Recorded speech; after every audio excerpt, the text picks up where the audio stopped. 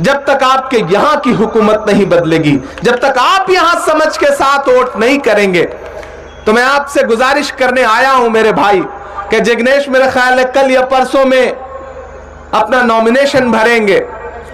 परसों 15 तारीख को अपना नामांकन करेंगे, नॉमिनेशन भरेंगे। तो मैं गुजारिश आपसे भी करूंगा कि उस दिन बड़ी से बड़ी तादाद में जरूर इनके नामांकन का हिस्सा बनिए, क्योंकि इनको आप पे बड़ा भरोसा है और उस भरोसे की लाज आपको भी बचाना है। आप तो वो लोग हैं जिनका इस बात पर ईमान है कि मजदूर का पसीना सूखने से पहले उसकी मजदूरी दे दी जाए, यह आपका ईमान कहता है। और जिग्नेश ने आपके लिए हमेशा कभी यह नहीं सोचा कि वो आपसे अलग है। मैंने कहा ना, मैंने इस पूरे गुजरात में बहन बिल्किस के लिए सबसे ऊंची आवाज में किसी को लड़ते देखा है तो वो जिग्नेश मेवानी है, वो जिग्नेश मेवानी है।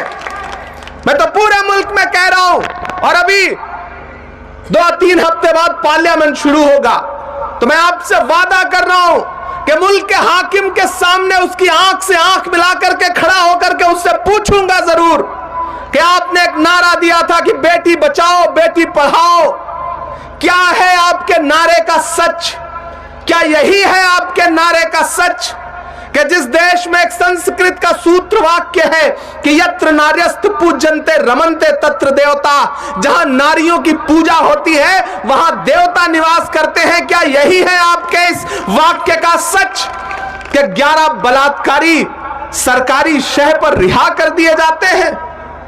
जहां नारियों की पूजा होनी थी वहां बलात्कारियों की पूजा करवा रही है गुजरात की सरकार। मैं तो उस हाकिम से यह सवाल पूछूंगा, और जिग्नेश भी मुसलसल ये सवाल पूछ रहे हैं। मेरे भाई, ये लड़ाई बहुत बड़ी है, लेकिन इस बड़ी लड़ाई में आपको डरना नहीं है, हटना नहीं है मैदान से। हम आतिशे सोजा में भी हक बात कहेंगे, कुंदन की तरह दहर में ताबिंदा रहेंगे। तारीख बताती है कि हर दौरे सितम में हम जिंदा थे, हम जिंदा हैं, हम जिंदा रहेंगे। यहां शकील खान साहब बैठे हुए हैं, वजीर पठान साहब, इम्तियाज कादरी साहब, हमारे साथ काम करने वाले शहनवाज साहब, निजामुद्दीन राइन साहब, अनुरोध ललित जैन जी, बाकी आपके कांग्रेस के जो तमाम साथी हैं वो यहां बैठे हैं। मैं आज आने का मकसद बस इतना था कि आज से आप इस चुनाव को अपना चुनाव मान लीजिए। आज से इस चुनाव को उसी तरह लड़वाइए जिस तरह आपने पिछली बार लड़वाया था। जिग्नेश, मुझे यह बात पता है मेरे भाई कि लोगों ने सिर्फ आपको वोट नहीं दिया था, मैं तो ऐसी भी खबरें मेरे पास हैं कि माओ ने आपके लिए मुसल्ले पे बैठ के अपने हाथ उठाए थे दुआ के। मुझे यह बात पता है, मुझे यह बात पता है कि लोगों ने रात रात में जाग जाग करके आपके लिए दुआएं की थी, आपकी जीत के लिए दुआ की थी। तो आपके कांधों पे जिम्मेदारियां भी बहुत बड़ी हैं, उन जिम्मेदारियों का बोझ भी आपको उठाना है। लेकिन मैं जानता हूं कि आपके कांधे कमजोर नहीं है, आप जरूर उन जिम्मेदारियों को लेकर के आगे बढ़ोगे। और बड़गाम वालों, यह हुकूमत आपको डराएगी, यह हुकूमत आपको बांटने की कोशिश करेगी, लेकिन राहुल गांधी कहते हैं डरो मत। मैं राहुल की बात को आगे बढ़ाते हुए लोगों से यह कहता हूं कि मत समझना डराने से डर जाएंगे। जब जिग्नेश को अरेस्ट किया गया, अहमदाबाद से जब ले जाया जा रहा था, तो मैं जिग्नेश को टीवी पे देख रहा था और मुझे लग रहा था इस शख्स की आंखों में जो सच्चाई और जो ईमानदारी है वो शायद चीख चीख करके कह रही है कि मत समझना डराने से डर जाएंगे। तैयार रहिएगा बड़गाम वालों, मत समझना डराने से डर जाएंगे, अब के सारी हदों से गुजर जाएंगे। मत समझना डराने से डर जाएंगे, अब के सारी हदों से गुजर जाएंगे। मौत के नाम का खौफ देता है क्यों, मौत के नाम का खौफ देता है क्यों, मौत जिस रोज आएगी मर जाएंगे, मत समझना डराने से डर जाएंगे। जो हमारी संस्कृति है, जो हमारी विचारधारा है, जो हमारी आइडियोलॉजी है, मैं उसे इन मिसरों में पिरोता हूं कि हमने ज़मज़म दिया, आबे गंगा दिया, हमने ज़मज़म दिया, आबे गंगा दिया, तुमने भारत को दंगा ही दंगा दिया। ऐसे काम नहीं चलेगा। वो जोश मुझे नजर नहीं आ रहा है जो नजर आना चाहिए। मैं फिर से पढ़ता हूं कि हमने ज़मज़म दिया, आबे गंगा दिया, तुमने भारत को दंगा ही दंगा दिया। और इस अहद की सबसे बड़ी सच्चाई अगर बोल सके आपका ये बेटा, आपका ये भाई, आपका ये दोस्त, तो सच्चाई पे मुहर लगाइएगा कि हमने ज़मज़म दिया, आबे गंगा दिया, तुमने भारत को दंगा ही दंगा दिया, तुमने एक रंग के ख्वाब देखे मगर, तुमने एक रंग के ख्वाब देखे मगर, हमने हिंदुस्तान को तिरंगा दिया। ये तिरंगा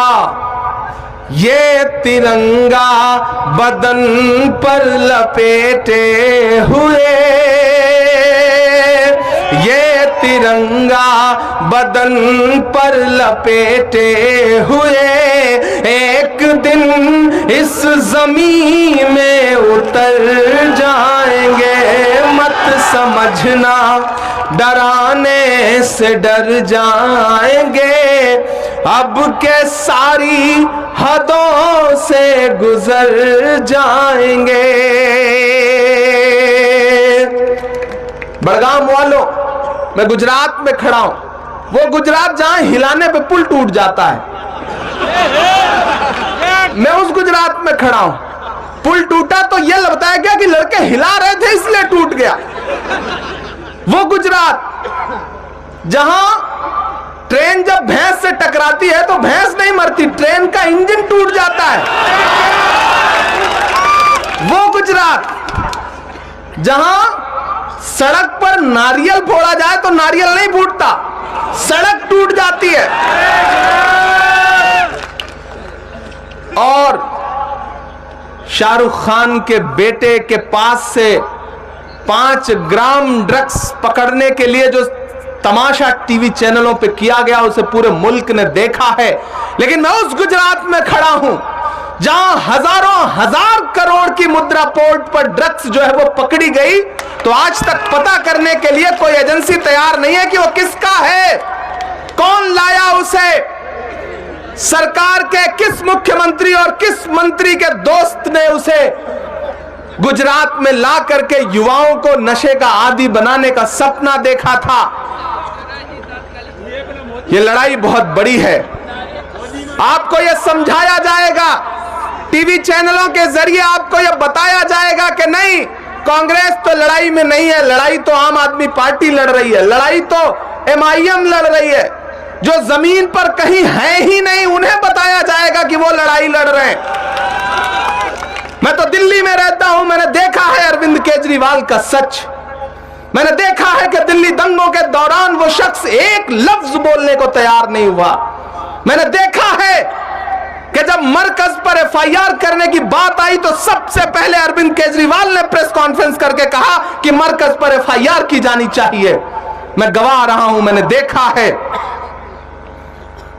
और वो जो हैदराबाद से दोस्त आए हैं, मुझे खुदा माफ करे, मैं कभी किसी का नाम लेकर के किसी पर टिप्पणी नहीं करता, लेकिन एक बात कहता हूं बड़गाम वालों कि जब आग लगती है तो न तो वो बरगद बचते हैं, जो हवा को आंधी में तब्दील करते हैं, और न वो बांस बचता है जिसकी आपस की रगड़ से चिंगारी पैदा होती है। फिर से मेरी बात को नोट करना कि जब आग लगती है तो न तो वो बरगद बचता है जो हवा को आंधी में तब्दील करता है, और न वो बांस बचते हैं जो आपसी रगड़ से चिंगारी पैदा करते हैं। मेरी इस बात को जहन नशीन कर लेना, मेरी इस बात को दिल में बिठा लेना कि लड़ाई एक दो विधायक जिताने की नहीं है। आपको सपना दिखाया जाएगा कि हम 70 सीट पे गुजरात में चुनाव लड़ेंगे। जहां से वो आते हैं, जिस तेलंगाना में उनका घर है, वहां 8 सीट पर लड़ते हैं। 119 में सिर्फ 8 सीट पर, यहां 70 पे लड़ेंगे। यूपी में जाएंगे तो 100 पे लड़ेंगे। मेरे भाई 70 सीट पे लड़ोगे, एक आध दो सीट पे सम्मानजनक वोट पाओगे, बाकी पे जमानतें जब्त होंगी, लेकिन 100 सीटों पर भाजपा को फायदा पहुंचाओगे। जैसे अभी गोपालगंज के चुनाव में 2000 से महागठबंधन का प्रत्याशी 1700 वोट से हारा, लेकिन उन्होंने वोट कितने काटे? 12,000। मैं किसी को पर्सनल तंज नहीं करता, लेकिन मुझे हैरत होती है कि जब एक एक तकरीर से, एक एक बात से भाजपा को फायदा पहुंचता है, तो फिर यह समझ में क्यों नहीं आता लोगों के? तो मेरे नौजवान दोस्तों, खूब तकरीरें सुनो, खूब ताली बजाओ, लेकिन सियासी समझ पैदा करो अपने सामने। ये लड़ाई मैंने कहा ना, एक दो विधायक जिताने हराने से हल नहीं होने वाली है। सरकार कैसे बदलेगी इसकी हिकमत सोचो। जिस दिन सरकार बदलेगी उस दिन तुम्हारे 90% से ज्यादा मसलों के हल उसी दिन हो जाएंगे। इस बात को जहन नशीन कर लेना। मैं उत्तर प्रदेश से आया हूं। हमसे ज्यादा बंटने का दर्द कौन समझ सकता है? हमसे ज्यादा उस नुकसान को कौन समझ सकता है? आज घरों के बाहर बुलडोजर खड़े हैं, लोगों के घर ढहाए जा रहे हैं, कोई सुनने वाला नहीं है। लेकिन हमें पता है कि हमें लड़ना तो पड़ेगा, हमें बोलना तो पड़ेगा। खामोश रहेंगे तो आने वाली नस्लें हमें माफ नहीं करेंगी। हम उन आने वाली नस्लों की बेहतरी की लड़ाई लड़ रहे हैं और अलल ऐलान ये कह रहे हैं कि मेरे हिंदुस्तान से मेरी निस्बत कैसे तोड़ोगे, निस्बत कैसे तोड़ोगे। मेरे हिंदुस्तान से मेरी निस्बत कैसे तोड़ोगे, निस्बत कैसे तोड़ोगे। मेरे हिंदुस्तान से मेरी निस्बत कैसे तोड़ोगे। छत तोड़ोगे लेकिन मेरी हिम्मत कैसे तोड़ोगे। मेरे हिंदुस्तान से मेरी निस्बत कैसे तोड़ोगे, निस्बत कैसे तोड़ोगे। एक तरफ मगरूर सियासत के जालिम बुलडोजर हैं, सच बोल रहा हूं मैं। एक तरफ मगरूर सियासत के जालिम बुलडोजर है, एक तरफ कुछ मजलूमों के सहमे सहमे छप्पर हैं। जालिम को जालिम कहने की जुर्रत कैसे तोड़ोगे। छत तोड़ोगे लेकिन मेरी हिम्मत कैसे तोड़ोगे। मेरे हिंदुस्तान से मेरी निस्बत कैसे तोड़ोगे, निस्बत कैसे तोड़ोगे। बड़गाम वालों, मैं बहुत चीख चिल्ला के अपनी बात नहीं कहूंगा। तू समझता है कि रिश्तों की दुहाई देंगे, हम तो वो हैं तेरे चेहरे से दिखाई देंगे। तू समझता है कि रिश्तों की दुहाई देंगे, हम तो वो हैं तेरे चेहरे से दिखाई देंगे। फैसला लिखा हुआ रखा है पहले से खिलाफ, आप क्या खाक अदालत में सफाई देंगे। हालात वहां खड़े हो गए। इसलिए मैं फिर से आपसे कह रहा हूं कि इस बार ये एक्सपेरिमेंट का इलेक्शन नहीं है, प्रयोग करने का इलेक्शन नहीं है। ये मत सोचिएगा कि नहीं यार हमारे लोगों को एक शौक ये भी रहता है नया झंडा हाथ में पकड़ने का, ये बड़ा शौक है हमारे लोगों को। तो मैं आपसे ये कह रहा हूं कि ये वक्त वो वक्त नहीं है, तरीके और भी हैं, इस तरह परखा नहीं जाता, तरीके और भी हैं, इस तरह परखा नहीं जाता, चिरागों को हवा के सामने रखा नहीं जाता। ये जो जिग्नेश है ये आपके लिए एक चिराग है, इस चिराग को और बड़ा बनाइए, इसे मशाल बनाइए। मुझे पता है ये तारीख शब में आपके मसलों पर जलती रहेगी, पूरा यकीन है मुझे। इसे बचाइए, इसे मजबूत करिए, इसे ताकत दीजिए, और अगर आपने ताकत दिया तो मैं जानता हूं कि ये खड़ा रहेगा आपके मुद्दों पर, वो चाहे गुजरात की असेंबली हो या दिल्ली की जंतर मंतर की सड़कें हो, ये शख्स पीछे नहीं हटेगा, ये मेरा यकीन है, ये मेरा मसला है, मैं जानता हूं इस बात को। आखिर में मैं 2-3 बातें आपसे और कहना चाहता हूं, वक्त बहुत कम है। जिग्नेश ने कहा कि 10 बजने से 1 मिनट पहले बंद कर दीजिएगा, वरना सरकार बहादुर तो इंतजार में है कि कहां से मौका मिले। मुझे भी पता है, मुझे भी पता है सरकार बहादुर बहुत परेशान हो गए हैं आजकल, बहुत परेशान हो गए। अभी उस दिन जब वो दूसरे दिन वहां गए, जब हॉस्पिटल की रंगाई पुताई हुई, तो मुझे लगा कि अगर मोरबी के पुल की सही से रंगाई पुताई हो गई होती तो हॉस्पिटल की रंगाई पुताई की जरूरत ना पड़ती। और जब वो गए तो किसी पत्रकार साथी ने कहा कि इमरान साहब आप क्या कहेंगे। मैंने कहा मैं क्या कहूंगा, वो तो भावुक हो जाएंगे, अभी भावुक हो जाएंगे, एक संदेशा दे देंगे।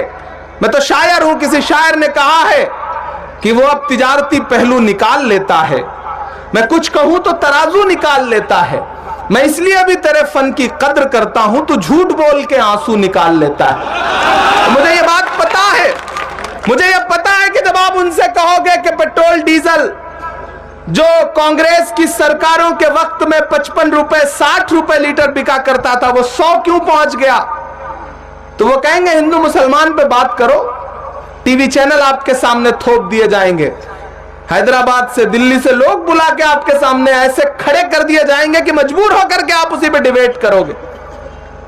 जब आप बात करोगे कि महंगाई पे बात करो तो महंगाई पे बात नहीं करने दी जाएगी। मैं तो नया नया जिस दिन सांसद बन करके देश की पार्लियामेंट में आया, मैं तो उस दिन से गवाह हूं कि हमारे देश की वित्त मंत्री निर्मला ताई जी खड़ी हुई और उन्होंने कहा कि देश में महंगाई कहां है, महंगाई तो है ही नहीं। इतनी मासूमियत से उन्होंने कहा कि महंगाई तो है ही नहीं कि एक पल के लिए मुझे भी यकीन होने लगा कि महंगाई तो है ही नहीं। फिर मुझे मेरी ही नज्म याद आई कि कहां सोया है चौकीदार, कहां सोया है चौकीदार, कहां सोया है चौकीदार, कहां सोया है चौकीदार। डीजल और पेट्रोल को देखो रहा सैकड़ा मार, कहां सोया है चौकीदार, कहां सोया है चौकीदार। गैस सिलेंडर की कीमत भी 1000 के पार, कहां सोया है चौकीदार, कहां सोया है चौकीदार। पहला बंद पढ़ता हूं कि चाय बेचने वाला पूरा भारत बेच रहा है। सच बोल रहा हूं ना, मैं सच बोल रहा हूं ना कि चाय बेचने वाला पूरा भारत बेच रहा है। इसी काम में हासिल उन्हें महारत बेच रहा है। रेल बिक गई, तेल बिक गया, बिका हवाई अड्डा। रेल बिक गई, तेल बिक गया, बिका हवाई अड्डा। सब कुछ बिकता देख के खुश हैं अपने जेपी नड्डा। जनता महंगाई की मारी करती हाहाकार, कहां सोया है चौकीदार, कहां महंगाई की मारी करती हाहाकार। साहूकार कहाँ सोया है चौकीदार, कहाँ सोया है चौकीदार, कहाँ सोया है चौकीदार, कहाँ सोया है चौकीदार। लेकिन अलल ऐलान ये कह के जा रहा हूं, जिग्नेश मेरे भाई इधर आओ, आवाम का है किसान का है सवाल लोगों की जान का है। ये जो आप हाथ देख रहे हैं ना, एक दूसरे का जो हाथ हम लोगों ने पकड़ा है ना, अगर ये हाथ आपने और मजबूत कर दिया तो ये हाथ सिर्फ बड़गाम तक महदूद नहीं रहेगा। इस हाथ की ये जो तपिश है और इस हाथ की जो ताकत है, हम इसे पूरे हिंदुस्तान में लेकर के जाएंगे और जो सपना आपने देखा है उसे मजबूत करेंगे, उसे ताकत देंगे और अलल ऐलान ये कहेंगे, आवाम का है किसान का है सवाल लोगों की जान का है जो भी शामिल हैं, जो भी शामिल हैं, जो भी कातिल, उन्हीं से इसका हिसाब लेंगे, सनद रहे सब हिसाब लेंगे, सनद रहे सब हिसाब लेंगे, सनद रहे हम हिसाब लेंगे। जमहूरियत को कुचलने वाला ये काम तेरा नहीं चलेगा, यहाँ पे हिटलर मुसोलिनी सा निजाम तेरा नहीं चलेगा। गुरूर वाली नुमाइशों से तुम्हारी हर एक साजिशों से, तुम्हारी जेलों की ऐसी तैसी डराओ मत आजमाइशों से। लहू लहू इंकलाब लेंगे, लहू लहू इंकलाब लेंगे, सहरज़दा आफताब लेंगे, तुम्ही से आली जनाब लेंगे, सनद रहे सब हिसाब लेंगे, सनद रहे सब हिसाब लेंगे, सनद रहे सब हिसाब लेंगे।